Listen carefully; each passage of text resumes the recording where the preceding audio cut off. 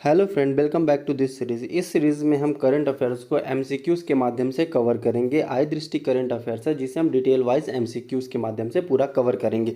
दोस्तों, इससे पहले कि हमारे 2 लेक्चर हो चुके हैं, अगर अभी तक आपने उन वीडियोज़ को नहीं देखा तो लिंक नीचे डिस्क्रिप्शन बॉक्स में दी गई है, आप जाइए और उन वीडियोज़ को भी देखिए। दोस्तों, ये जो एमसीक्यूज़ है या कि ये करंट अफेयर्स है, यह कॉम्पिटेटिव एग्ज़ाम के पॉइंट ऑफ व्यू से मोस्ट इंपॉर्टेंट है। क्योंकि हमें इसे जो है डिटेल वाइज सारे चैप्टर्स को कवर कर रहे हैं, साथ में क्वेश्चन के माध्यम से देख रहे हैं, आपको क्वेश्चन भी प्रोवाइड कराया जा रहा। अगर आप पीडीएफ चाहते हो तो आप हमारे टेलीग्राम ग्रुप के साथ जुड़ सकते हैं, जिसकी लिंक भी नीचे डिस्क्रिप्शन बॉक्स में दी गई है। दोस्तों, मैं GS Chauhan RJ study point में आपका स्वागत करता हूँ। अब हम स्टार्ट करते हैं अपने क्वेश्चन आंसर को, अर्थात अपने टॉपिक को। दोस्तों, हमारा पहला प्रश्न क्या कह रहा है कि प्रधानमंत्री नरेंद्र मोदी द्वारा गुजरात के सूरत जिले में जल संचय जन भागीदारी पहल की शुरुआत की गई। यह पहल किस अभियान से जुड़ा हुआ है? अर्थात जल संचय जल भागीदारी अभियान जो है, यह अभियान किस पहल से जुड़ा हुआ है? तो इसमें ऑप्शन क्या क्या दिया गया है दोस्तों? तो इसमें ऑप्शन दिया गया है जल जीवन मिशन, दूसरा है जल क्रांति अभियान, तीसरा है अटल भूजल योजना और चौथा क्या है? जल शक्ति अभियान। तो अगर आपको पता है कि जल संचय जन भागीदारी किस अभियान से जुड़ा है तो ठीक है, नहीं तो अब आप जान ही जाएंगे कि किस अभियान से यह जुड़ा हुआ है। तो दोस्तों, इसका राइट आंसर क्या है? राइट आंसर है कि जल शक्ति अभियान जो है, इसके द्वारा क्या है, इससे संबंधित है जल संचय जन भागीदारी। अर्थात जल शक्ति अभियान वह पहल है जिसके अंतर्गत जल संचय जन भागीदारी पहल की क्या की गई? शुरुआत की गई है। और प्रधानमंत्री नरेंद्र मोदी द्वारा इसकी शुरुआत गुजरात के सूरत जिले से की गई। किस जिले से की गई है? तो गुजरात के सूरत जिले से इस पहल की इस अभियान की शुरुआत की गई है। इसका उद्देश्य क्या है? अगर आप उद्देश्य को समझेंगे तो आप इसका पूरा उत्तर समझ जाएंगे, इसका पूरा थीम आप समझ जाएंगे। अगर आपको पता है जल संचय और जन भागीदारी, आप इसको 2 टुकड़ों में ले लीजिए। अर्थात जो भी जल है उसे हमें क्या करना है? संचित करना है। उसे हमें क्या करना है? उस जल को हमें संचित करना है। क्या करना है? संचित करना। जिसके लिए हमें क्या चाहिए? जन भागीदारी। लोगों की बृहद पैमाने पर, बृहद स्तर पर क्या चाहिए? हमें भागीदारी की आवश्यकता है। इसीलिए इस पहल का नाम ही क्या रख दिया गया है? जल संचय जन भागीदारी। अर्थात यह स्कीम चलाई क्यों गई? तो दोस्तों, इस स्कीम को चलाने के पीछे जो मेन मोटो था या कि मेन उद्देश्य था वो क्या है? अगर आप देखते होंगे कि इस समय भारत की या कि देश के अधिकांश हिस्सों पर क्या है? जल संकट की स्थिति व्याप्त है। जल संकट की स्थिति व्याप्त है और ऐसी दुर्दशा, कि कहा जाए दृश्य सामने आते हैं जल संकट में कि जहाँ पे कहा जाए इतनी गहरे स्तर पे भी पानी नहीं मिल रहा है। जहाँ पर पहले आसानी के साथ पानी मिल जाता था। नदियाँ क्या है? सूख रही हैं। नदियाँ सूख रही तो जनजीवन क्या हो रहा? अस्त व्यस्त हो रहा है। नदियाँ सूख रही हैं तो उत्पादन क्षमता में गिरावट आ रही है। नदियाँ सूख रही हैं तो लोगों का स्वास्थ्य प्रभावित हो रहा है। नदियाँ सूख रही हैं अर्थात जल का स्तर डाउन हो रहा है तो पशुपालन में भी परेशानियां हो रही, जिसके कारण से क्या हो रहा? पूरा जनजीवन अस्त व्यस्त हो रहा है। लोग पलायन के लिए क्या हो रहे हैं? प्रोत्साहित हो रहे हैं। गांवों को छोड़कर वह पलायित हो रहे हैं, या फिर उन अर्ध शहरी क्षेत्रों में भी जहां जल संकट की स्थिति उत्पन्न है, वह उन क्षेत्रों को भी छोड़कर उन जगहों पर पलायन कर रहे हैं जहां पर पानी का संकट नहीं है। इसके कारण से क्या हो रही है कि नगरीकरण की समस्या हो रही है, प्रदूषण की समस्या हो रही, बहुत सारी समस्याओं का उत्पन्न हो रहा, बहुत सारी समस्याएं क्या हो रही? पैदा हो रही हैं। इन समस्याओं की अगर मूल जड़ देखेंगे, मूल समस्या देख रहे हैं, तो वो क्या निकल रही है? जल संचय। अर्थात जल ही वह मेन दिक्कत है जिसके कारण से यह स्थिति उत्पन्न हो रही है। आप बुंदेलखंड का क्षेत्र देख लीजिए, महाराष्ट्र का क्षेत्र देख लीजिए। महाराष्ट्र के काफ़ी इलाकों में जल संकट की स्थिति, मध्य प्रदेश के काफ़ी इलाकों में दिखाई देती है, राजस्थान के इलाकों में दिखाई देती है। यहाँ तक कि लोग पैदल दूर दराज इलाकों में जाते हैं, 2-2 घड़े अपने सिर पर रखते हैं, उन 2 घड़ों से 2 दिन 3 दिन पानी पीते हैं। वह इतनी खराब स्थिति है। तो इसीलिए इन स्थिति को दूर करने के लिए सरकार ने क्या किया था? जल संचय जन भागीदारी अभियान का क्या किया? शुभारंभ किया। और ये जल संचय जन भागीदारी अभियान किससे जुड़ा हुआ है? तो यह पहल जो है जल शक्ति अभियान से संबंधित है। जल शक्ति अभियान से ही यह जल संचय जन भागीदारी अभियान जुड़ा हुआ, आपको याद रखना है दोस्तों।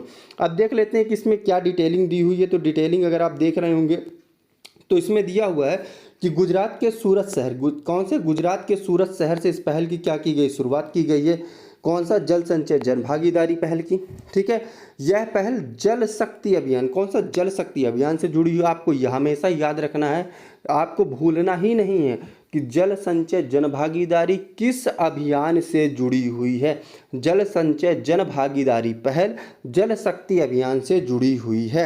यह किस मंत्रालय के अंतर्गत आता है? तो जल शक्ति मंत्रालय के अंतर्गत यह अभियान आता है।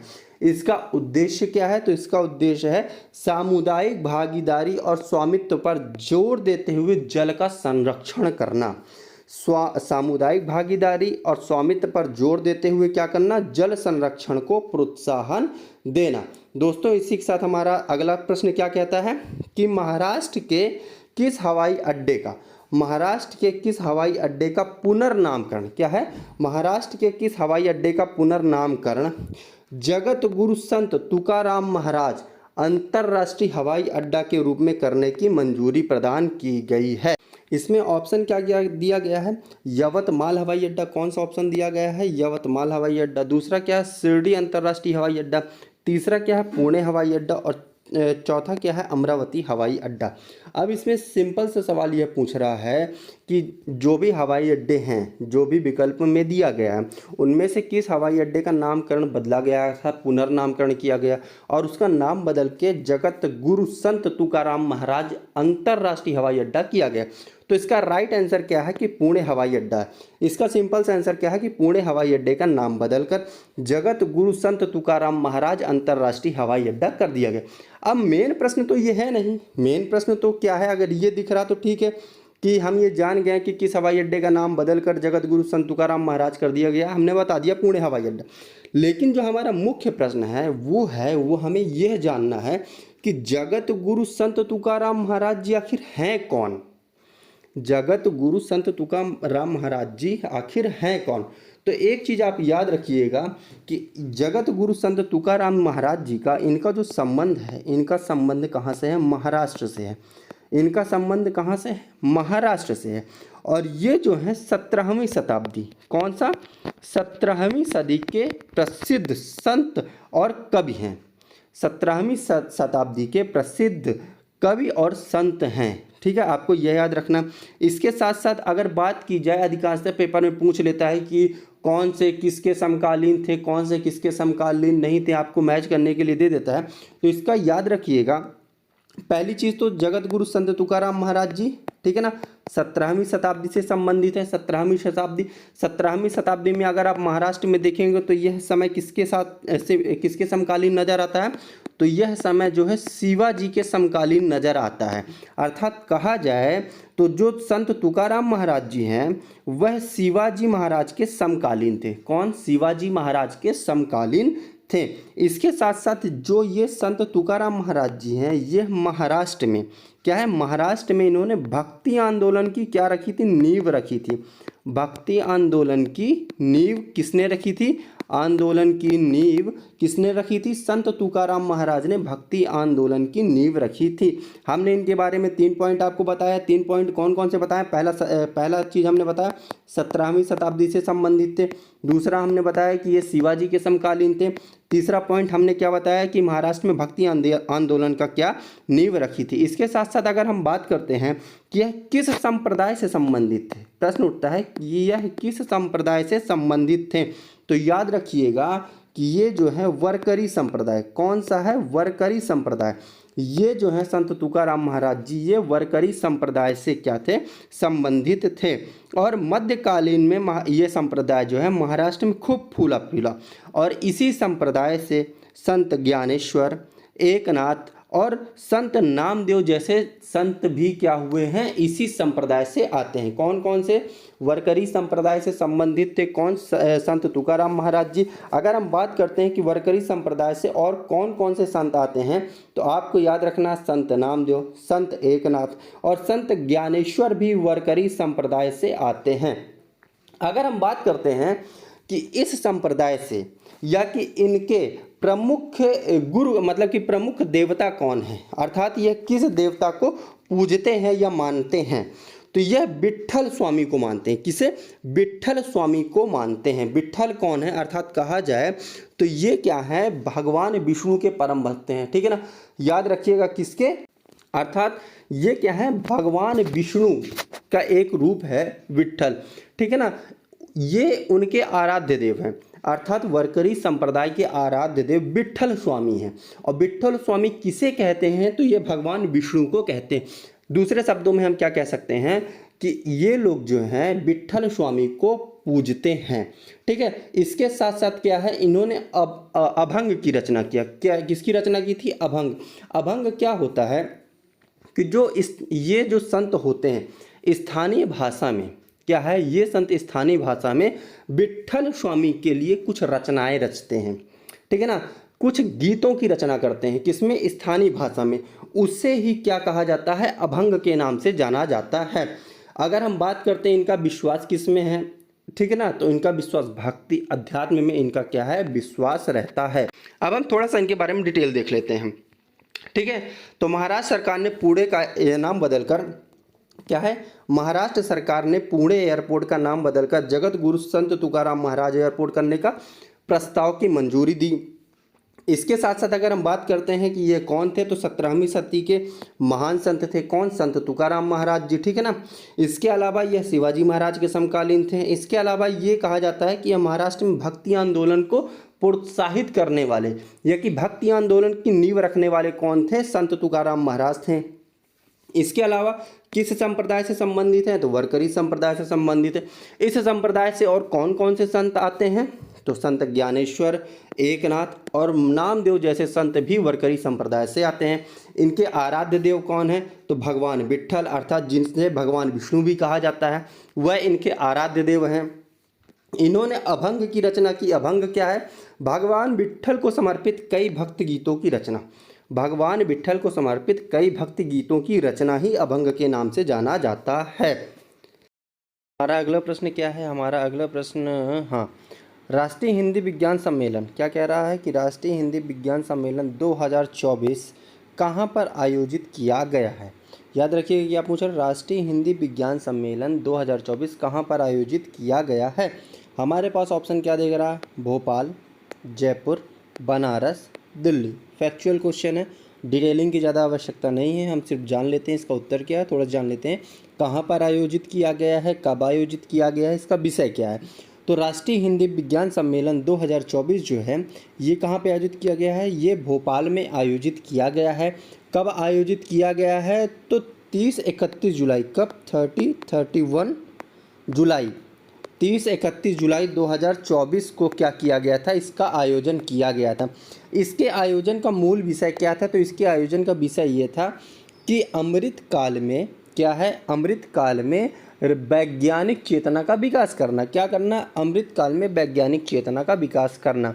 तो इसका अगर डिटेलिंग देखते हैं तो डिटेलिंग लिखा है कि चौथा राष्ट्रीय हिंदी विज्ञान सम्मेलन 30-31 जुलाई 2024 को भोपाल में आयोजित किया गया, जिसका विषय अमृत काल में राष्ट्रीय चेतना का उन्नयन या विकास करना है।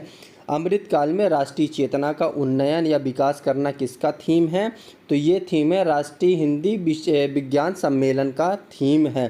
कहाँ पर आयोजित किया गया था, तो इसका आयोजन भोपाल में किया गया था। कब किया गया था, 30 से 31 जुलाई में किया गया था। अगला प्रश्न हमारा क्या कहता है कि निम्न में से किसके द्वारा संसद भवन परिसर में, कहाँ पे, संसद भवन परिसर में प्रेरणा स्थल का उद्घाटन किया गया। कौन से वे हैं जिनके द्वारा संसद भवन के अंदर जो प्रेरणा स्थल है उसका उद्घाटन किया गया। इसमें हम थोड़ा सा डिटेल जान लेंगे। ठीक है, पहले ऑप्शन देख लेते हैं। ऑप्शन क्या कह रहा है कि राष्ट्रपति हैं, उपराष्ट्रपति हैं, प्रधानमंत्री हैं कि लोकसभा अध्यक्ष हैं। तो इसका राइट आंसर क्या है? उपराष्ट्रपति। उपराष्ट्रपति हमारे कौन है अभी करंट में? जगदीश धनखड़। अब हम इसका थोड़ा सा डिटेलिंग जान लेते हैं, डिटेलिंग में क्या चीज़ है। तो अब ये एक चीज़ याद रखिए, क्या कह रहा है? संसद भवन परिसर, संसद भवन परिसर, ठीक है। और दूसरा यहाँ पे प्रेरणा स्थल, ठीक है। तो प्रेरणा स्थल अर्थात यहाँ पे क्या होगा? तो यहाँ पे कुछ लोगों की मूर्तियाँ लगी होंगी। क्या लगी होंगी? कुछ लोगों की मूर्तियाँ होंगी, मूर्ति स्थापित होगी। और वो मूर्ति किसकी होगी? भवन कौन सा है? संसद भवन। तो संसद में कौन लोग होंगे? संसद में कौन से होंगे? स्वतंत्रता सेनानी। कौन होंगे? स्वतंत्रता सेनानी और नेता, ठीक है। स्वतंत्रता सेनानी और ये जो नेता हैं, स्वतंत्रता सेनानी और नेता, इनकी क्या होंगी? मूर्तियां लगी होंगी। इनकी क्या लगी होंगी? मूर्तियां लगी होंगी। उनकी मूर्तियां कहाँ थी? पहले चारों तरफ बिखरी पड़ी हुई थी, चारों तरफ फैली थी।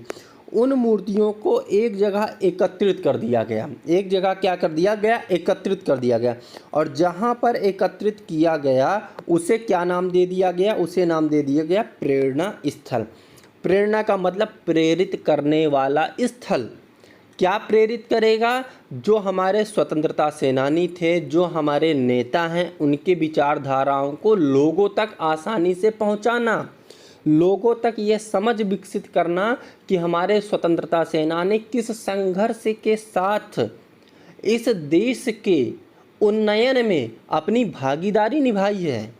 उनकी विचारधारा को आम जनमानस तक पहुंचाना, अपने ऐतिहासिक गाथाओं को संरक्षित और प्रोत्साहित करना, इस प्रेरणा स्थल का क्या है? मेन उद्देश्य है, ठीक है। तो यही लिखा हुआ कि संसद भवन परिसर में प्रेरणा स्थल का उद्घाटन किसने किया? तो हमारे उपराष्ट्रपति जगदीश धनखड़ ने। हम थोड़ा सा डिटेल जान लेते हैं। हमने आपको बता दिया है कि किसने उद्घाटन किया है, तो उद्घाटन जगदीश धनखड़ ने किया है, ठीक है। प्रेरणा स्थल क्या चीज़ है? तो प्रेरणा स्थल क्या है? भारत के प्रमुख नेता और स्वतंत्रता सेनानी की प्रतिमाएं हैं, जो पहले संसद भवन परिसर में विभिन्न क्षेत्रों में क्या थी? फैली हुई थी। इसका उद्देश्य क्या है? तो मूर्तियों तक आसान पहुंच प्रदान करके आगंतुक मतलब विजिटर्स, आगंतुकों के अनुभवों को बेहतर बनाना और भारतीय इतिहास के इन प्रेरक हस्तियों के जीवन गाथा को बताने के लिए QR कोड जैसी आधुनिक तकनीकी का लाभ उठाना। मतलब कि अब क्या है, इनकी गाथाओं को बताने के लिए QR कोड जैसी तकनीकी का इस्तेमाल किया गया, जिसके माध्यम से इनके बारे में आसानी से लोग जान सकेंगे और समझ सकेंगे। इससे क्या होगा कि हमारा जो इतिहास है उसको संरक्षण मिलेगा और भावी पीढ़ियां जो हैं, आने वाली पीढ़ियां क्या होंगी? इससे प्रोत्साहित होंगी। इससे क्या होंगी? प्रोत्साहित होंगी, ठीक है दोस्तों। अब हमारा अगला सवाल क्या कह रहा है? हमारा अगला सवाल हमारा कहता है कि 2024 क्या कह रहा है कि वर्ष 2024 में वाईकॉम सत्याग्रह के कितने वर्ष पूर्ण हुए हैं? वर्ष 2024 में जो वाईकॉम सत्याग्रह हुआ, मतलब कि जो वाईकॉम सत्याग्रह हुआ है उसके कितने वर्ष पूर्ण हुए हैं 2024 में? तो हमारे पास ऑप्शन क्या दिया है? पहला ऑप्शन है 150 वर्ष, दूसरा है 100 वर्ष, तीसरा 125 और चौथा है 110 वर्ष। ये फैक्चुअल क्वेश्चन के साथ साथ इतिहास से संबंधित है, इसलिए हम दोस्तों इसको थोड़ा सा वाईकॉम सत्याग्रह के बारे में जानेंगे, समझेंगे, क्योंकि इससे क्वेश्चन आते हैं एग्ज़ाम में, कहीं ना कहीं टकराते हैं। तो प्रश्न हमारा क्या कह रहा है? 2024 में वाईकॉम सत्याग्रह के कितने वर्ष पूर्ण हुए? तो इसका राइट आंसर क्या है? बी राइट आंसर है। दोस्तों सबसे पहले हम ये जान लेते हैं, ठीक है, कि ये फैक्ट है कि 100 वर्ष पूर्ण हुआ है, तो जाहिर सी बात है 100 वर्ष पूर्ण हुआ, तो इसका शुरुआत कब हुआ होगा? तो 1924 में हुआ होगा, ठीक है। कब हुआ होगा? 1924 में हुआ होगा। डेट अगर पूछता है कि कब हुआ था, तो 30 मार्च 1924। कब? 30 मार्च 1924 को इसकी क्या हुई थी? शुरुआत हुई थी। मेन चीज़ तो ये जानना है ना कि वाईकॉम सत्याग्रह का आरंभ हुआ क्यों? वाईकॉम सत्याग्रह का आरंभ हुआ क्यों? तो वाईकॉम जो है, त्रावणकोर जो रियासत थी, कौन सी? त्रावणकोर ये कहाँ पे है? तो त्रावणकोर है केरल में। कहाँ पे है? केरल में, ठीक है। समय कौन सा चल रहा है?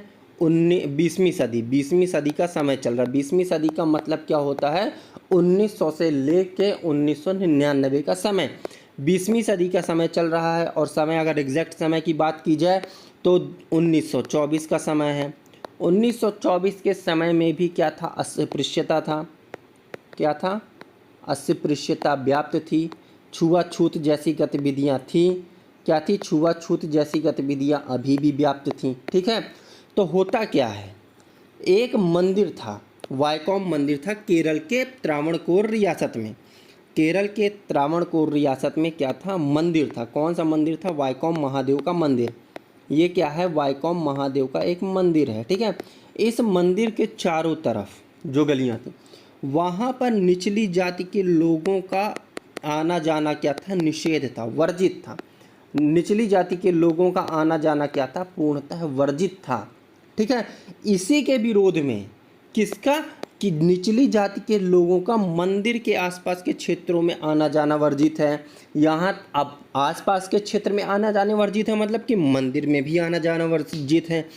तो इसके विरोध में ही क्या हुआ था, वाइकोम सत्याग्रह का आगाज हुआ था।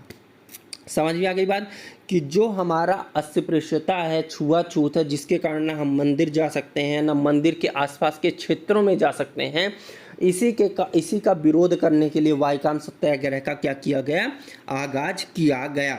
अगर हम बात करते हैं कि इसके प्रमुख नेता कौन थे, तो इसके प्रमुख नेता कौन थे, टी.के. माधवन। कौन थे, टी.के. माधवन। इसके अलावा के कल्लप्पन, इसके साथ साथ केशव मेनन। और इस आंदोलन को, वाइकोम आंदोलन को महात्मा गांधी, पेरियार और राजगोपालाचारी का भी समर्थन क्या था, प्राप्त था। अब हम थोड़ा सा इसकी डिटेलिंग जान लेते हैं। इसका राइट आंसर क्या है कि वाइकोम सत्याग्रह के अभी क्या हुए हैं, 100 वर्ष पूर्ण हुए। अब थोड़ा सा डिटेलिंग हम लोग देख लेते हैं।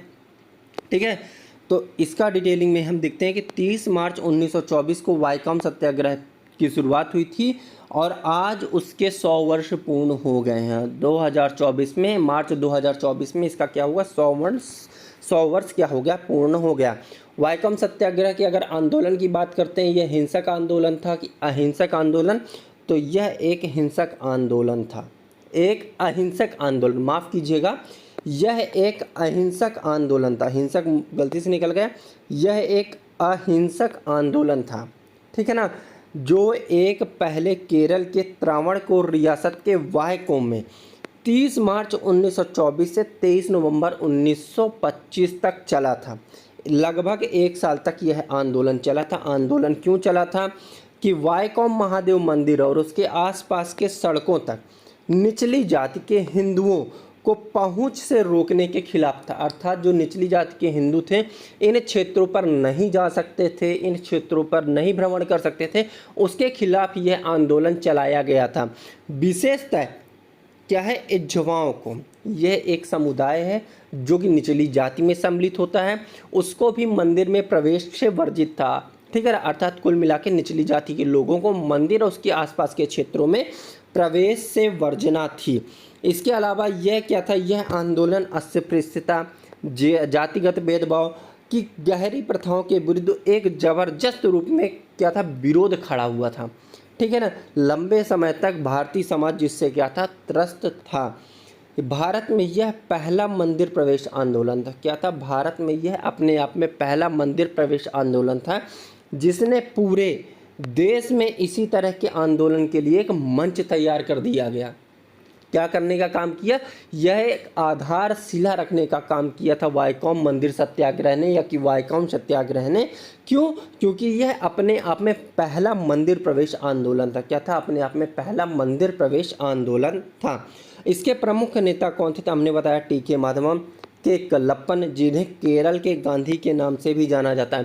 केरल के गांधी के नाम से किन्हें जाना जाता है, तो के कल्लप्पन को केरल के गांधी के नाम से जाना जाता है। इसके अलावा के.पी. केशव मेनन और जॉर्ज जोसेफ भी इसमें शामिल थे। और वाइकोम सत्याग्रह को, मतलब कि जो कहा जाए, वाइकोम सत्याग्रह में भागीदारी अन्य नेताओं ने किसने निभाई या किसने इसमें सहयोग किया, तो महात्मा गांधी ने इसमें समर्थन किया था, सी गोपालाचारी ने इसका समर्थन किया था, और ए.वी. रामास्वामी, जिसे हम लोग पेरियार के नाम से जानते हैं, इन्होंने भी वाइकोम सत्याग्रह का क्या किया था, समर्थन किया था। हमारा अगला प्रश्न क्या कह रहा है, अंतर्राष्ट्रीय शौर्य महोत्सव क्या है, अंतर्राष्ट्रीय शौर्य महोत्सव का आयोजन कहाँ पर किया गया था। यह एक फैक्चुअल सवाल है, कोई भी इसमें दिमाग लगाने की ज़रूरत नहीं है, सिर्फ इतना जान लेना है कि ये कहाँ पर किया गया था, ठीक है ना। आयोजन किसने किया था, इसके सदस्य अभी अभी नवीन सदस्य कौन बने, ये बस हम लोग जान लेते हैं, समझ लेते हैं। हमारा प्रश्न क्या कह रहा है कि अंतर्राष्ट्रीय सौर महोत्सव 2024 का आयोजन कहाँ पर किया गया, ठीक है। तो ऑप्शन क्या है, नई दिल्ली, भोपाल, हैदराबाद, उपरोक्त में से कोई नहीं। तो इसका राइट आंसर क्या है, नई दिल्ली इसका राइट आंसर है। तो होता क्या है कि 5 से 6 सितंबर क्या है, 5 से 6 सितंबर के दरमियान नई दिल्ली में 5 से 6 सितंबर के मध्य 5 से 6 सितंबर के मध्य में नई दिल्ली में पहला अंतर्राष्ट्रीय सौर महोत्सव का क्या किया गया, आयोजन किया गया। नई दिल्ली में 5 से 6 सितंबर के दरमियान पहला अंतर्राष्ट्रीय सौर महोत्सव का आयोजन किया गया, ठीक है ना। और इसका आयोजनकर्ता कौन था, तो अंतर्राष्ट्रीय सौर गठबंधन। कौन, अंतर्राष्ट्रीय सौर गठबंधन, जिसे ISA इंटरनेशनल सोलर अलायंस के नाम से जानते हैं, उसने इसका आयोजन किया। अब इसमें जो है नवीनतम सदस्य क्या है, नेपाल इस अंतर्राष्ट्रीय सौर गठबंधन का पूर्ण सदस्य बनने वाला 101वां देश है। 101वां देश कौन सा बना है, नेपाल, जो ISA इंटरनेशनल सोलर अलायंस का पूर्ण सदस्य बना है। अब हमारा अगला प्रश्न क्या कहता है, हमारा अगला प्रश्न है कि हाँ, कि पहले राष्ट्रीय डॉल्फिन अनुसंधान केंद्र का उद्घाटन कहाँ पर किया गया। क्या है, पहले राष्ट्रीय डॉल्फिन अनुसंधान केंद्र का उद्घाटन कहाँ पर किया गया। ऑप्शन क्या कह रहा है, ऑप्शन हमारा पटना है, बनारस है, कलकत्ता है, प्रयागराज है, ठीक है। अब आपको इसका आंसर हर हाल में पता होना चाहिए, क्यों, क्योंकि ये हमेशा चर्चाओं में बने रहने वाला सवाल है, कई बार एग्ज़ाम में आया है, हमेशा करंट अफेयर्स में रहता है। इसका आंसर आपको आना ही आना चाहिए, ठीक है। तो इसका राइट आंसर क्या है, पटना। इसका राइट आंसर क्या है, पटना। तो होता क्या है दोस्तों, 4 मार्च 2024 कब है, 4 मार्च 2024 को बिहार के CM नीतीश कुमार ने पटना में वो भी कहाँ, पटना विश्वविद्यालय परिसर के अंदर, पटना विश्वविद्यालय परिसर के अंदर पहले राष्ट्रीय डॉल्फिन अनुसंधान केंद्र का क्या किया, उद्घाटन किया। किसका उद्घाटन किया, पहले डॉल्फिन अनुसंधान केंद्र का उद्घाटन किया। कहाँ पे किया, पटना में। किसने किया, नीतीश कुमार ने किया, जो कि बिहार के CM है। पटना में कहाँ, पटना विश्वविद्यालय परिसर के अंदर। अब प्रश्न उठता है कि डॉल्फिन अनुसंधान केंद्र जो है, इसका उद्घाटन पटना में ही क्यों, या कि इस केंद्र का निर्माण पटना में ही क्यों किया गया। तो इसका सिंपल सा उत्तर है कि जो लगभग अनुमानित 3000 डॉल्फिन, ठीक है ना, अनुमानित 3000 गंगा डॉल्फिन में से आधी आबादी बिहार में पाई जाती है। आधी आबादी कहाँ पर पाई जाती है, बिहार में पाई जाती है। इसलिए सबसे अच्छा शोध संस्थान कहाँ पे स्थापित हो सकता है, बिहार में, क्योंकि यहाँ पे आबादी की डॉल्फिन की आधी है। डॉल्फिन पर रिसर्च आसानी से हो सकता है, डॉल्फिन की उपलब्धता आसानी से हो सकती है, जिसके कारण से डॉल्फिन पर शोध किया जा सकता है, जिसके कारण से डॉल्फिन की प्रजाति को में वृद्धि किया जा सकता है, ठीक है ना। यही सब कारण है जिसके कारण से पटना में इसकी स्थापना की गई थी। अब हम थोड़ा सा इसको देख लेते हैं, इसके डिटेल के बारे में। तो इसका राइट आंसर हमने बता दिया, पटना में नीतीश कुमार ने किया था 4 मार्च 2024 में। कहाँ पर किया, पटना विश्वविद्यालय में। पटना में ही क्यों किया गया, मतलब कि पटना में ही राष्ट्रीय डॉल्फिन अनुसंधान केंद्र की स्थापना क्यों की गई, क्योंकि अनुमानित 3000 गंगा डॉल्फिन में से लगभग आधी बिहार में पाई जाती हैं। आधी आबादी कहाँ पर पाई जाती है, बिहार में पाई जाती है, ठीक है ना। विषय क्या था कि गंगा डॉल्फिन के अध्ययन करने में वैज्ञानिक और शोधकर्ताओं को सहायता करना, अर्थात जो भी डॉल्फिन की संख्याओं में गिरावट आ रही है उसमें शोध करना, किस प्रकार से डॉल्फिन की संख्याओं में वृद्धि किया जा सकता है, इन सब चीज़ों में क्या करना, शोध करने के लिए सहायता प्रदान करना। क्या करना, सहायता प्रदान करना। इसका प्रभाव क्या होगा, तो डॉल्फिन के संरक्षण के प्रयासों में क्या होगा, वृद्धि की जाएगी। ठीक है, डॉल्फिन के संरक्षण के प्रयासों में क्या होगा, वृद्धि होगी। और डॉल्फिन के बारे में थोड़ा सा जान लेते हैं। तो डॉल्फिन क्या है, भारत की राष्ट्रीय जलीय जीव है। भारत का राष्ट्रीय जलीय जीव कौन है, तो डॉल्फिन है। इसका वैज्ञानिक नाम कौन सा है, तो प्लेटानिस्टा गैंगेटिका। प्लेटानिस्टा गैंगेटिका इसका क्या है, वैज्ञानिक नाम है। अगर हम बात करते हैं कहाँ पाया जाता है, भारतीय उपमहाद्वीप में, जैसे कि भारत में, बांग्लादेश, नेपाल में यह पाई जाती है।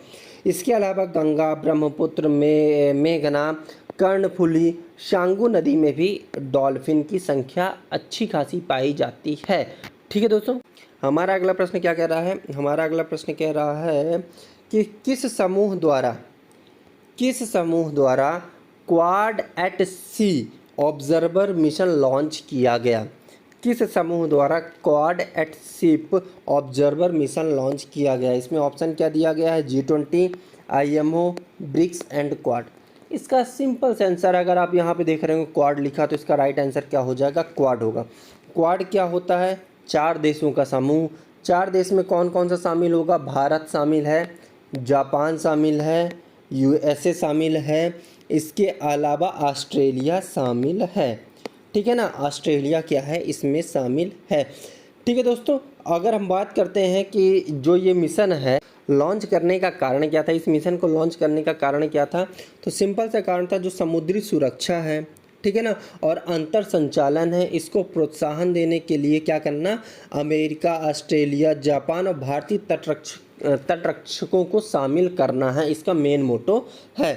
उम्मीद करता हूं दोस्तों आपको हमारी ये सीरीज समझ में आ रही होगी। हमारा ये क्वेश्चन आंसर के माध्यम से करंट अफेयर्स पढ़ने का तरीका अच्छे से समझ में आ रहा होगा। अगर आपको वीडियो अच्छी लग रही हो तो लाइक करें, सब्सक्राइब करें, शेयर करें और कमेंट करें। दोस्तों, हमने बताया क्वाड क्या है कि मतलब कि क्वाड क्या है, एक प्रकार से 4 देशों का समूह है, ठीक है ना, जिसमें भारत, ऑस्ट्रेलिया, अमेरिका, जापान शामिल होता है। ठीक है ना, क्वाड के द्वारा ही पहली बार क्या है, Quad at ship observer mission launch किया गया। उद्देश्य क्या था, तो राष्ट्रीय सुरक्षा और अंतर संचालन को बढ़ाने के लिए अमेरिका, जापान, ऑस्ट्रेलिया और भारतीय तटरक्षकों को शामिल किया जाना, इसमें क्या था, शामिल था। इसकी घोषणा क्या थी, 6वें क्वाड लीडरशिप शिखर सम्मेलन में की गई थी। 6वें क्वाड लीडरशिप शिखर सम्मेलन में इसकी क्या की गई थी, घोषणा। अब हमारा अगला प्रश्न क्या है, हमारा अगला प्रश्न आता है, ठीक है दोस्तों, हमारा अगला प्रश्न क्या कह रहा है कि वर्ष 2025 में ऑस्कर पुरस्कारों में भारत की आधिकारिक प्रविष्टि के रूप में किस फिल्म को नामित किया, अर्थात कि भारत की तरफ से ऑफिशियली कौन सी फिल्म है जो ऑस्कर के लिए अंतर्राष्ट्रीय क्षेत्र, मतलब कि अंतर्राष्ट्रीय फिल्म की श्रेणी में जिसे शामिल किया गया है भारत की तरफ से, वह कौन सी ऑफिशियल फिल्म है। ऑप्शन क्या है, ऊंचाई, कांतारा, लापता लेडीज, तक्ष एक्सप्रेस। तो इसका सिंपल से ऑप्शन क्या है, आंसर क्या है, लापता लेडीज़। लापता लेडीज़ की डायरेक्टर कौन है, तो किरण राव। लापता लेडीज़ की डायरेक्टर कौन है, किरण राव। दोस्तों, ये बहुत ही अच्छी मूवी है। इस मूवी का क्रक्स, मतलब इसमें क्या होता है कि लेडी जो दुल्हन होती हैं ट्रेन से आती हैं, आपस में बदल जाती हैं, तो किस प्रकार से ढूंढा जाता है, किस प्रकार से देखा जाता है, मतलब कि खोजा जाता है और एक दूसरे के घर वालों को मिलाया जाता है। अर्थात ये महिलाओं की परिदृश्य से बहुत ही महत्वपूर्ण फिल्म है। ठीक है, तो इसे सर्वश्रेष्ठ फिल्म की श्रेणी में इसे क्या किया गया, भेजा गया है। ये सिंपल सा एक फैक्ट था कि 2025 के ऑस्कर के लिए भारत ने किरण राव द्वारा निर्देशित लापता लेडीज़ को अपनी आधिकारिक प्रविष्टि के रूप में चुना है। इस फिल्म को सर्वश्रेष्ठ अंतर्राष्ट्रीय फिल्म श्रेणी में शामिल किया जाएगा। अब अगला प्रश्न क्या कह रहा है, अगला प्रश्न हमारा कह रहा है कि भारतीय वायुसेना का प्रमुख किसे नियुक्त किया गया। हाल ही में भारतीय वायुसेना का प्रमुख किसे नियुक्त किया गया। ऑप्शन क्या है, अमरप्रीत सिंह, उपेंद्र द्विवेदी, दिनेश त्रिपाठी, अनिल चौहान। ये एक फैक्चुअल सवाल है, इसमें कोई दिमाग दौड़ाने की आवश्यकता नहीं है और ये कहीं ना कहीं आपसे एग्जाम में टकराने वाला है, 100% गारंटी देता हूँ। इसका राइट आंसर क्या है, अमरप्रीत सिंह। अब हम थोड़ा सा जान लेते हैं कि कौन कौन से हैं। वायुसेना प्रमुख कौन से हैं, अमरप्रीत सिंह है। थल सेना प्रमुख कौन है, उपेंद्र द्विवेदी हैं। नौसेना प्रमुख कौन है, दिनेश त्रिपाठी हैं। CDS chief of defence staff current में कौन है, अनिल चौहान है। मुख्य चुनाव आयुक्त कौन है? राजीव कुमार है। यूपीएससी का अध्यक्ष कौन बनाया गया है? प्रीति सूदन को बनाया गया है। इसरो के प्रमुख कौन है? एस सोमनाथन है। और डीआरडीओ के प्रमुख कौन है? समीर वी कामत है। समीर वी कामत डीआरडीओ के प्रमुख है, इसरो के हैं एस सोमनाथन। ठीक है, अब हमारा अगला प्रश्न क्या कह रहा है? हु इज़ द इक्वल पुस्तक के लेखक या लेखिका कौन है? हु इज़ द इक्वल पुस्तक के लेखक या लेखिका कौन है? गिग्गी गांगुली, ईरा मुखौटी, अल्पना किलावाला एवं सौरभ किरपाल। फैक्चुअल क्वेश्चन है, इसमें दिमाग दौड़ाने की ज़रूरत नहीं है, आपको सिर्फ ध्यान देना है कि कौन है कौन से नहीं। तो इसका राइट आंसर क्या है दोस्तों? डी राइट आंसर है। आप इसका पूरा लिस्ट हमने प्रोवाइड करा दिया है, आप देख रहे हैं कि हमने इसका पूरा लिस्ट दिया हुआ है। आप इसको एक बार ज़रूर से ज़रूर रीड करें, क्योंकि हमने बहुत ही इंपॉर्टेंट बुक्स को ही इसमें मतलब कि इसमें राइट डाउन किया है, इसके अलावा किसी और को नहीं किया है। अब हमारा अगला प्रश्न क्या आता है? हमारा अगला प्रश्न आता है कि रॉयल सोसाइटी केमिस्ट्री लंदन के फेलो के रूप में किस भारतीय वैज्ञानिक को शामिल किया गया? हमारा अगला प्रश्न क्या कह रहा है कि रॉयल सोसाइटी केमिस्ट्री लंदन के फेलो के रूप में किस वैज्ञानिक को क्या किया गया है? शामिल किया गया। ऑप्शन क्या है? Doctor S Sridhar, S Somanathan, G Madhavan Nair और एस किरण कुमार। ठीक है, कोई दिमाग दौड़ाने की ज़रूरत नहीं है, फैक्चुअल सवाल है, फैक्ट आपको याद रखना है, नहीं बन रहा है। एस सोमनाथन हमने बताया इसरो के प्रमुख है, एस किरण कुमार भी इसरो के पूर्व प्रमुख हैं, जी माधवन नायर भी इसरो के पहले प्रमुख रह चुके हैं। तो इसका राइट आंसर क्या है? इसका राइट आंसर दोस्तों है एस श्रीधर। एस श्रीधर को क्या किया गया है? रॉयल सोसाइटी केमिस्ट्री लंदन का फेलो के रूप में क्या किया गया है? नियुक्त किया गया है रॉयल सोसाइटी ऑफ लंदन के फेलो ग्रुप में। इसका डिस्क्रिप्शन भी आप देख रहे होंगे, सिंपल सा है कि रॉयल सोसाइटी केमिस्ट्री लंदन के फेलो के रूप में भारतीय वैज्ञानिक एस श्रीधर को क्या किया गया है? शामिल किया गया है। हमारा अगला सवाल क्या कह रहा है कि भारत के पहले क्या कह रहा है कि भारत के पहले विदेशी जन औषधि केंद्र का उद्घाटन कहाँ पर किया गया? भारत के पहले विदेशी जन औषधि केंद्र का उद्घाटन कहाँ पर किया गया? हमारे ऑप्शन क्या हैं? रूस, भूटान, मालदीव, मॉरिशस। फैक्चुअल सवाल है, दिमाग नहीं दौड़ाना, फिर भी हम थोड़ा बहुत जानेंगे कि क्या चीज़ है जन औषधि केंद्र, किसने उद्घाटन किया है, कहाँ पर किया है, ये सब हम देखेंगे। तो इसका राइट आंसर क्या है? इसका राइट आंसर क्या है? मॉरिशस इसका राइट आंसर है। इसका उद्घाटन किसने किया था? तो विदेश मंत्री एस जयशंकर ने मॉरिशस में इसका उद्घाटन किया था। किसका? पहले विदेशी जन औषधि केंद्र का। ये विदेशी जन औषधि केंद्र क्या होता है? तो ये जेनेरिक दवाओं को कम कीमत पर उपलब्ध कराते हैं, अर्थात कि जन औषधि केंद्र में जन औषधि केंद्र के माध्यम से जेनेरिक दवाओं को कम कीमत पर उपलब्ध कराया जाता है। हमारा अगला सवाल क्या कह रहा है कि निम्न में से सीमा सुरक्षा बल अर्थात बीएसएफ का महानिदेशक, बॉर्डर सिक्योरिटी फोर्स का महानिदेशक किसे नियुक्त किया गया है? हमारा ऑप्शन क्या है? बी श्रीनिवासन, दलजीत सिंह चौधरी, अमृत मोहन प्रसाद और उपरोक्त में से कोई नहीं। फैक्चुअल सवाल है, दिमाग नहीं दौड़ाना है, फैक्ट है, याद करना है। ठीक है, तो इसका राइट आंसर क्या है? हमारा राइट आंसर क्या है? दलजीत सिंह चौधरी। तो अमृत मोहन प्रकाश जो है सशस्त्र सीमा बल के महानिदेशक हैं। सशस्त्र सीमा बल के महानिदेशक कौन है? अमृतपाल सिंह। बी श्रीनिवासन क्या है? एनएसजी राष्ट्रीय सुरक्षा गार्ड, नेशनल सिक्योरिटी गार्ड के क्या हैं? प्रमुख हैं। Daljit Singh Chaudhary BSF, border security force, सीमा सुरक्षा बल के क्या हैं? प्रमुख हैं। रविंदर सिंह भाटी सीआईएसएफ के प्रमुख है। सीआईएसएफ का फुल फॉर्म क्या होता है? केंद्रीय औद्योगिक सुरक्षा बल। इदाशीष नोंगरांग, ये इम्पॉर्टेंट है क्योंकि नॉर्थ ईस्ट की पहली महिला डीजीपी हैं, अर्थात नॉर्थ ईस्ट में जितने भी राज्य हैं उन राज्यों में पहली बार अगर महिला डीजीपी कहीं पे नियुक्त की गई हैं तो मेघालय में नियुक्त की गई हैं। वो भी कौन है? इदाशीषा नोंगरांग। ठीक है। पीयूष आनंद कौन है? तो ये एनडीआरएफ के महानिदेशक हैं। याद। हमारा अगला प्रश्न क्या है दोस्तों? आप हमारे साथ बने रहिएगा अंत तक, आपको बहुत अच्छी चीज़ें मिल रही हैं। उम्मीद करता हूँ कि आपको वीडियो अच्छी लग रही हो। अच्छी लगे तो लाइक करें, सब्सक्राइब करें, कमेंट करें और शेयर करें। अब हमारा अगला सवाल क्या कह रहा है? अगला सवाल कह रहा है कि दक्षिण एशिया, कहाँ पे? दक्षिण एशिया के सबसे बड़े गोला बारूद एवं मिसाइल कॉम्प्लेक्स का उद्घाटन कहाँ पर किया गया? दक्षिण भारत सबसे बड़े गोला बारूद कॉम्प्लेक्स का उद्घाटन कहाँ पर किया गया? ऑप्शन क्या दे रहा है? जबलपुर, नई दिल्ली, कानपुर, अहमदाबाद। जबलपुर, नई दिल्ली, कानपुर, अहमदाबाद। इसका राइट आंसर क्या है? इसका राइट आंसर क्या है? कानपुर। इसमें कोई दिमाग नहीं दौड़ा, सिर्फ फैक्चुअल क्वेश्चन है कि दक्षिण एशिया के सबसे बड़े गोला बारूद एवं मिसाइल कॉम्प्लेक्स का उद्घाटन उत्तर प्रदेश के कानपुर डिस्ट्रिक्ट में किया गया है। आपसे कानपुर हटा के अर्थात प्लेस हटा के राज्य पूछ सकता है, तो राज्य में आपको याद रखना है उत्तर प्रदेश है, ठीक है ना। उत्तर प्रदेश का जिला कौन सा है? तो उत्तर प्रदेश का कानपुर जिला है। हमारा अगला प्रश्न क्या कह रहा है? निम्नलिखित कथनों पर विचार कीजिए, इनमें से सत्य कथन कौन सा? सत्य कथन का चुनाव करना है, हमें सत्य कथन बताना है कि इनमें से सत्य कथन कौन सा है। हमारा कथन क्या कह रहा है? पहला कथन क्या है कि भारतीय थल सेना द्वारा संभव का अनावरण किया गया। किसका? संभव का अनावरण भारतीय थल सेना द्वारा किया गया। अब इसमें क्या कह रहा है कि संभव का पूरा नाम secure army mobile Bharat version है। जो संभव है हमारा, उसका पूरा नाम क्या है? एस से सिक्योर, ए से आर्मी, एम से मोबाइल, बी एच ए से भारत और वी से वर्जन।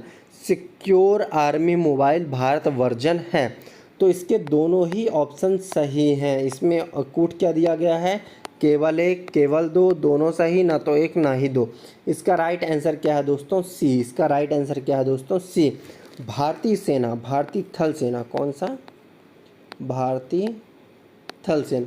भारतीय थल सेना देश की आत्मनिर्भरता को मजबूत बनाने के लिए end to end safe mobile ecosystem को विकसित किया।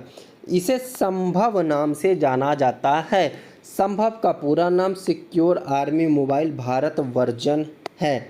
हमारा अगला प्रश्न क्या कह रहा है कि देश की सबसे बड़ी तेंदुआ सफारी का उद्घाटन कहाँ पर किया गया?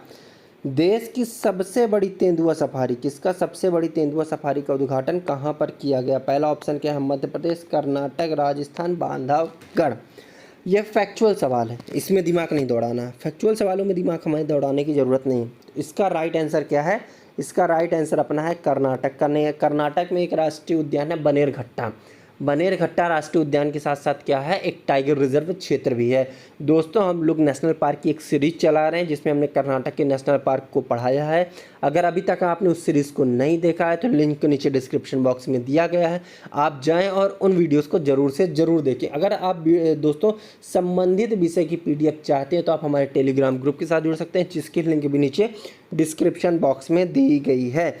अब इसका डिटेल देख लेते हैं दोस्तों। डिटेल सिंपल सा है कि हाल ही में देश की सबसे बड़ी तेंदुआ सफारी का उद्घाटन कर्नाटक के बनेरघट्टा बायोलॉजिकल पार्क में किया गया है। हमारा अगला प्रश्न क्या कहता है? हमारा अगला प्रश्न है कि किन देशों के मध्य होपेक्स वायुसेना अभ्यास का आयोजन किया गया? किन देशों के मध्य होपेक्स वायुसेना अभ्यास का आयोजन किया गया? ऑप्शन में क्या कह रहा है? भारत मिस्र, भारत मलेशिया, भारत इजराइल, भारत और रूस। फैक्चुअल सवाल है, हर जगह एग्ज़ाम में पूछा जाने वाला सवाल है कि मतलब कि ये नहीं कहता कि यही पूछा जाएगा, लेकिन जितने भी हमारे अभ्यास होते हैं 2 देशों के मध्य, संयुक्त रूप से 3 देशों के मध्य, 4, ये अभ्यास कहीं ना कहीं एग्ज़ाम में पूछे जाते हैं। आपको इनको किसी कीमत में मिस नहीं करना है दोस्तों, याद रखिए, किसी कीमत में इसे मिस नहीं करना है। तो अब प्रश्न क्या कह रहा है कि होपेक्स वायुसेना अभ्यास का आयोजन किन देशों के मध्य किया गया? तो इसका राइट आंसर क्या है? भारत और मिस्र के मध्य होपेक्स वायुसेना अभ्यास का आयोजन किया गया है। हमने लिस्ट दी है कि होपेक्स वायुसेना अभ्यास का आयोजन किसके मध्य होता है? तो भारत और मिस्र के मध्य होता है। सूर्य किरण भारत और नेपाल के मध्य होता है। करुण व्यायाम भारत और फ्रांस के मध्य होता है। एक चीज़ याद रखिए, करुण व्यायाम, गरुण व्यायाम और शक्ति व्यायाम। वरुण व्यायाम, करुण और शक्ति, ये तीनों ही युद्धाभ्यास भारत और फ्रांस के मध्य होते हैं। भारत और फ्रांस के मध्य होते हैं करुण, गरुण और शक्ति व्यायाम अभ्यास। ठीक है, मित्र शक्ति किसके मध्य होता है? भारत और श्रीलंका के मध्य होता है। संप्रीति भारत और बांग्लादेश के मध्य होता है। खंजर भारत और किर्गिस्तान के मध्य खंजर युद्धाभ्यास का आयोजन किया जाता है।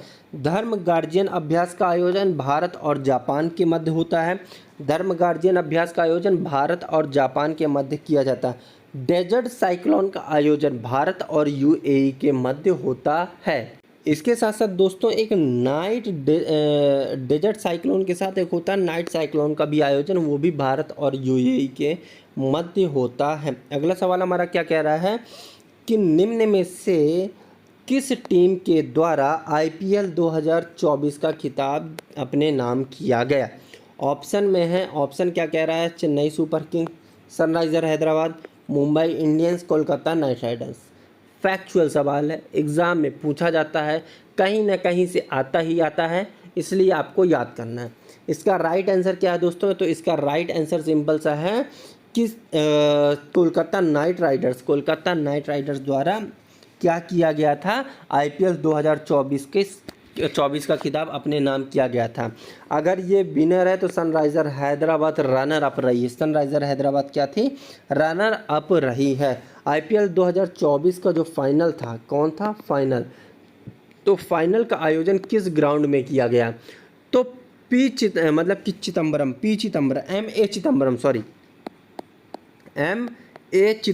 चिदम्बरम स्टेडियम जो है चेन्नई का, वहाँ पर फाइनल आईपीएल के आयोजन किया गया था, जिसमें विनर कौन था? विनर कोलकाता नाइट राइडर्स था। अगर हम बात करते हैं कि ऑरेंज कैप किसने पाया था, कौन सा कैप? Orange cap. तो ऑरेंज कैप कौन पाया था? विराट कोहली। ऑरेंज कैप किसे दिया जाता है? जो एक सीज़न आईपीएल का जो सीज़न चलता है उसमें जो सर्वाधिक रन बनाता है ना, उससे ऑरेंज कैप के खिताब से नवाजा जाता है। अगर हम पर्पल कैप की बात करते हैं, किसकी? पर्पल कैप की। तो पर्पल कैप किसे दिया गया था? हर्षल पटेल को। किसे दिया गया था? हर्षल पटेल को पर्पल कैप के खिताब से नवाजा गया। पर्पल कैप का खिताब किसे मिलता है दोस्तों? जो सर्वाधिक विकेट पाता है उसे पर्पल कैप का खिताब दिया जाता है। अब हम थोड़ा सा डिस्क्रिप्शन देख लेते हैं और डिटेलिंग। तो राइट आंसर क्या है? विजेता कौन था? Kolkata night Riders. Sunriser Hyderabad विजेता थी। कहाँ पर मैच हुआ था फाइनल का? तो ए चिदम्बरम स्टेडियम में फाइनल का मैच हुआ था। ऑरेंज कप कौन जीता था? ऑरेंज कैप का विजेता कौन था? विराट कोहली। कितने रन बनाए थे? 741। पर्पल कैप किसने जीता था? तो हर्षल पटेल। कुल कितने विकेट लिए थे? 42 विकेट लिए थे। सर्वाधिक मूल्यवान खिलाड़ी, मोस्ट वैल्यूएबल प्लेयर कौन था? सुनील नारायण थे। Emerging player of the season कौन थे? तो नीतीश कुमार रेड्डी थे। Emerging player of the season Nitish Kumar Reddy थे, ठीक है ना। सर्वाधिक शतक किसने लगाया था? जॉस बटलर ने लगाया। सबसे तेज शतक किसने लगाया था? ट्रेविस हेड ने लगाया था। ये सवाल कहीं ना कहीं आपसे पूछे जाएंगे किसी न किसी एग्ज़ाम में, इसलिए आप इन सवालों को इग्नोर नहीं कर सकते हैं किसी भी तरह से। हमारा अगला सवाल क्या है कि माफ़ी चाहता हूँ दोस्तों, थोड़ा सा वीडियो पॉज हो गया था।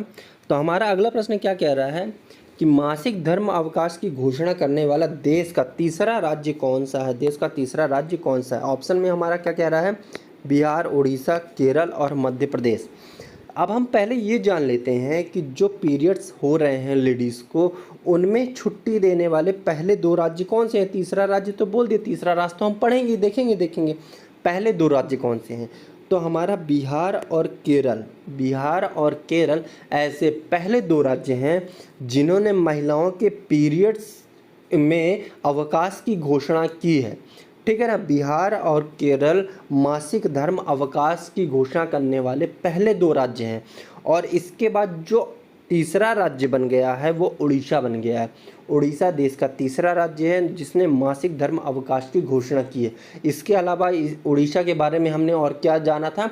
इसने अन्न पूर्ति योजना की शुभारंभ किया है, अर्थात जिसे हम लोग क्या कहते हैं कि जिसने 24 घंटे मतलब कि चावल एटीएम हमने पहले आपको पढ़ाया है, जिसमें से 24 घंटे आप क्या ले सकते हैं? 24 घंटे आप मतलब कहा जाए तो 24 घंटे में किसी भी टाइम आप उससे चावल की प्राप्ति कर सकते हैं, अन्न की प्राप्ति कर सकते हैं। वो एक एटीएम टाइप का होगा जिसमें आपको आप के कुछ दस्तावेजों के नंबर देने होंगे, जिसके माध्यम से आप 24 घंटे में कभी भी, चाहे रात हो चाहे दिन, किसी भी टाइम में आप क्या कर सकते हैं, अन्न की प्राप्ति कर सकते हैं। तो याद रखिएगा दोस्तों, इसका राइट आंसर क्या है कि मासिक धर्म अवकाश की घोषणा करने वाला देश का तीसरा राज्य कौन सा है? उड़ीसा। यहाँ पे लिखा हुआ है कि मासिक धर्म अवकाश की घोषणा करने वाला उड़ीसा देश का तीसरा राज्य बन गया है। उड़ीसा के अलावा बिहार और केरल पहले से ही मासिक धर्म अवकाश प्रदान करते हैं। हमारा अगला सवाल क्या है